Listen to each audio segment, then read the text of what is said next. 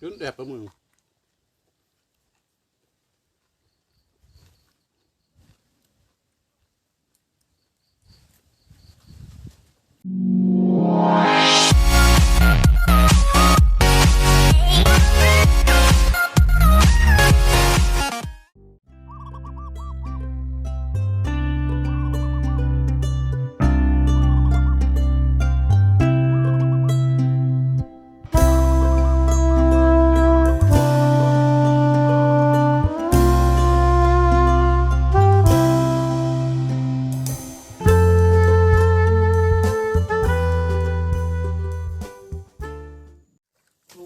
Alo, xin chào tất cả các bạn đã quay trở lại với kênh Lư Sư Vlog nha. Các bạn ơi, hôm nay trời mưa gió các bạn, mới tạnh mưa. Đấy. Ở đây mưa vẫn đi làm mọi người. Đấy, bây giờ sắp tới mùa xả lúa rồi mọi người. Bây giờ mình sẽ làm sớm để xả lúa sớm. Hôm nay mình quay cho mọi người xem cuộc sống hàng ngày của mình nha mọi người. Đấy.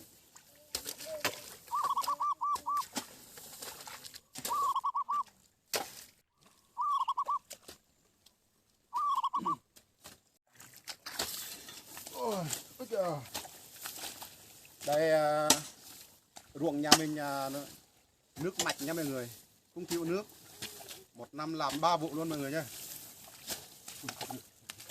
Đây, trưa 11 giờ rồi mọi người, người nhà mình cố gắng tranh thủ làm cho nhanh xong đi nghỉ.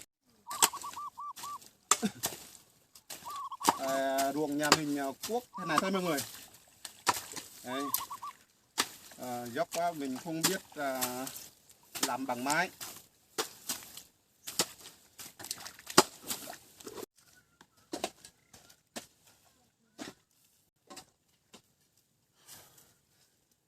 Mọi người ơi, bây giờ trưa lắm rồi mọi người, 12 giờ rồi.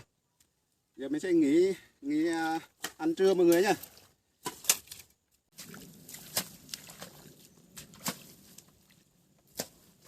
Đây mọi người, buồng chuối nhà mình rất là dài luôn.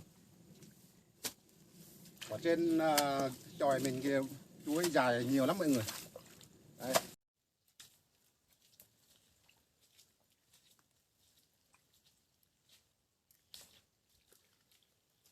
Đây mọi người, bây giờ trưa đây mọi người, mình sẽ rửa sách bò mình mua theo sáng nay nha mọi người nha. Mình sẽ làm món ăn buổi trưa mọi người. Đây. Đây mọi người, nhìn rất là ngon luôn này, sách bò. Mình sẽ rửa sạch lại nha mọi người nha. Đây mọi người, nước rất là trong sạch luôn, nước mạch đấy mọi người, nước sạch sẽ lắm, nước này uống được nha mọi người nha. Đây, nước này không có vi khuẩn gì hết mọi người. Sạch sẽ lắm.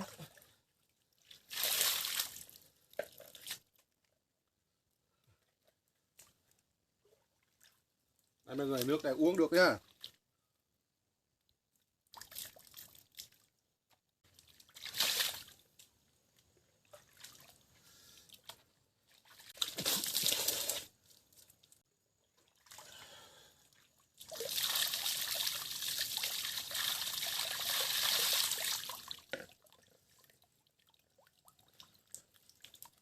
Rồi mình đi luộc nha mọi người nhé.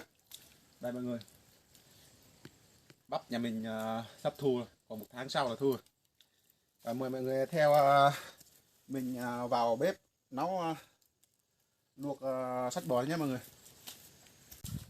Đây mọi người, cây chuối rất là to, rộng tốt lắm mọi người. Đây, ở trên cao buồng rất là dài luôn mọi người. Buồng chuối rất là dài luôn, to đẹp lắm mọi người ơi. Đây này, đi theo đâu quay cho mọi người xem.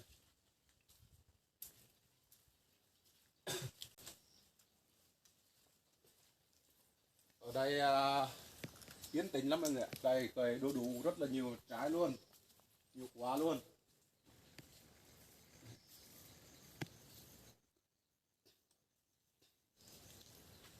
Đây cho nhà mình nha mọi người nha, cho nhà mình nha. Đây cho nhà mình nha. Đây mọi người, đây là mình ở dưới chân dốc này mọi người. Đấy, ở trên đó dốc rất là cao luôn kìa. Đấy. Dốc rất là cao luôn. Giờ mình sẽ nấu nha mọi người nha.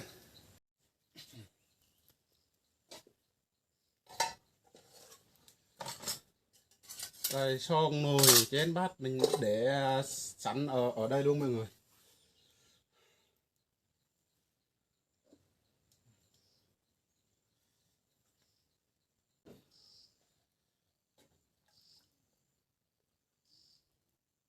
Được nhiều quá.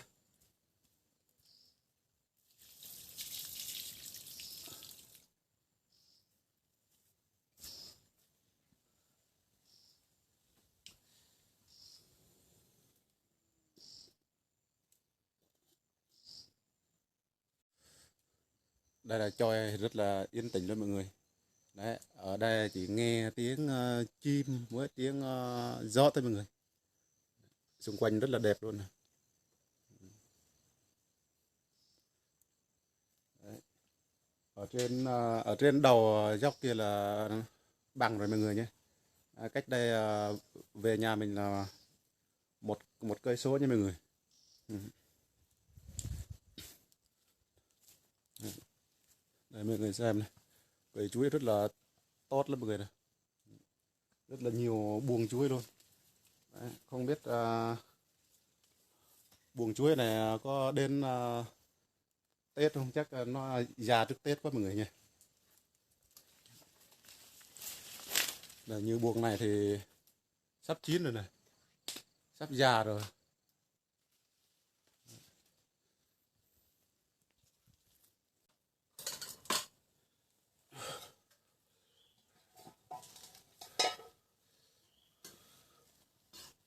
Đây chắc chín rồi mọi người.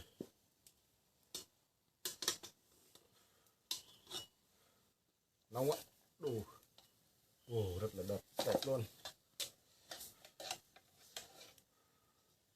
Rồi mình sẽ vớt ra ăn cho mọi người. Bây giờ món sách bò của mình đã xong rồi mọi người nhé. Giờ mình sẽ ngồi ăn.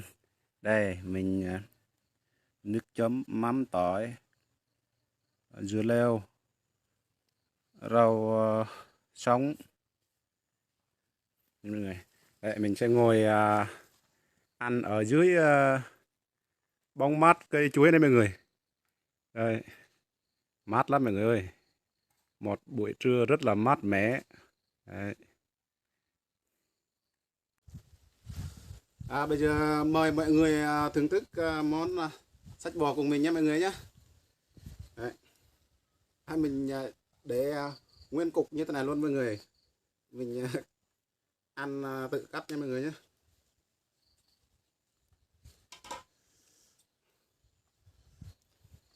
Thử ăn thử.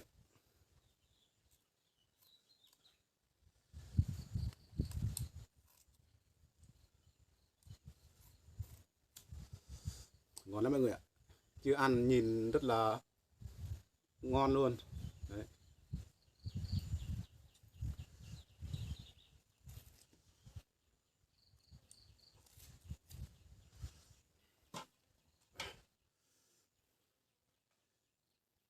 Đây mọi người, ở trong cối đây mình giá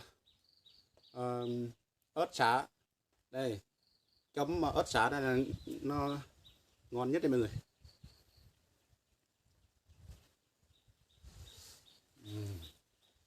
Mời mọi người nhá.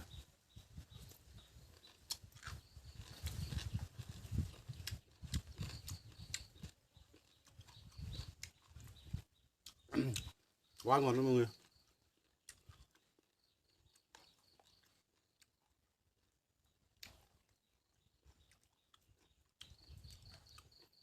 Rồi chấm nước mắm cho nó ngon đấy mọi người.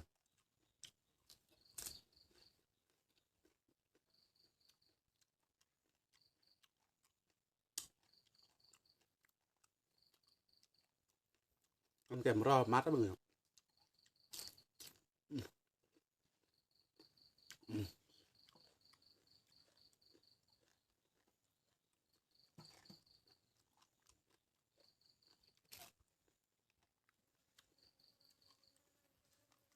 Rất là dài luôn.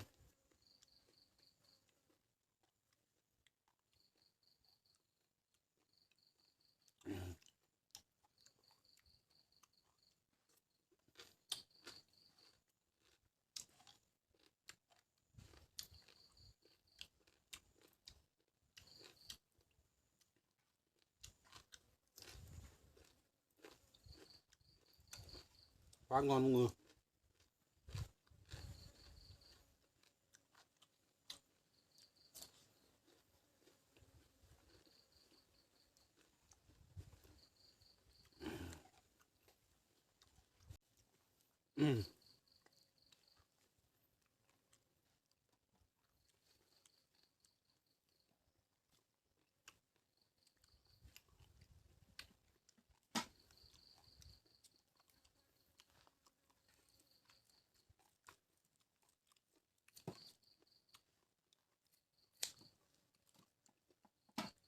Cắt to to nó ăn cho nó đã.